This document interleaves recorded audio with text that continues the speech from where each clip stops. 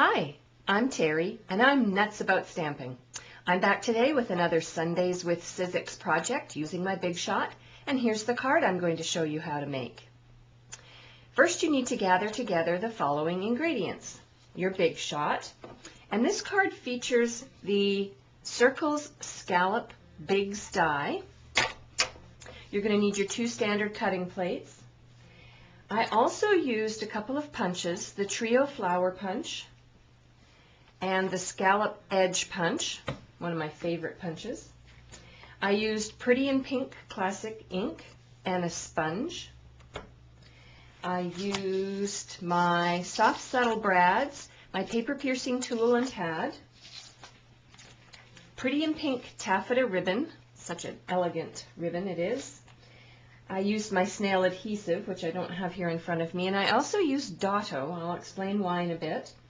And then for your cardstock, you're going to need Whisper White, and then I used the Tea Party Designer Series paper, which actually is the same pattern, and I used a leftover piece to get the vertical strip on the card.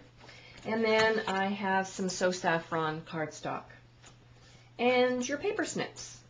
All right, I'll show you how to make the dress part of the card, which is very easy. First of all, you're going to make your sandwich.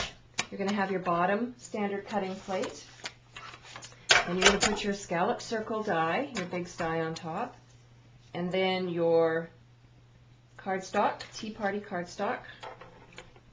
And it doesn't matter which side you put up. And then you're going to run it through like this.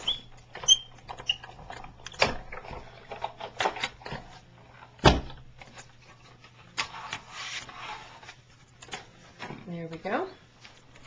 All right, so you're going to end up with a piece like this.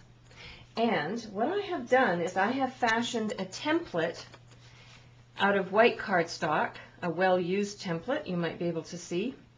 It has 4 scallops at the top and 10 scallops at the bottom, and that's what makes the dress image. And if you would like to email me after you complete watching this video, I will send you a photo of the scallop that hopefully you'll be able to download onto white cardstock, cut out, and use for your own cards. And then the reason that I suggested some Dotto is that it's a temporary adhesive, and you can actually adhere it on right where you want it to be, and that'll help hold it in place while you cut. So I'm going to bring in my paper snips and just make a cut there and a cut here. And of course I'm going to save the Designer Series paper that I've cut off to use for future projects. But then you peel all that off, and then you can just with your thumb rub off any of the leftover Dotto dots so that there's no adhesive or sticky part on the top, and that completes the dress part for the card. All right, let me bring in the card and I'll tell you what else I did. All right, I used a piece of white, Whisper White cardstock for the card base, and before I attached the dress and the other strip, I brought in my scallop edge punch, and I punched the scallop edge all the way up the side of the card.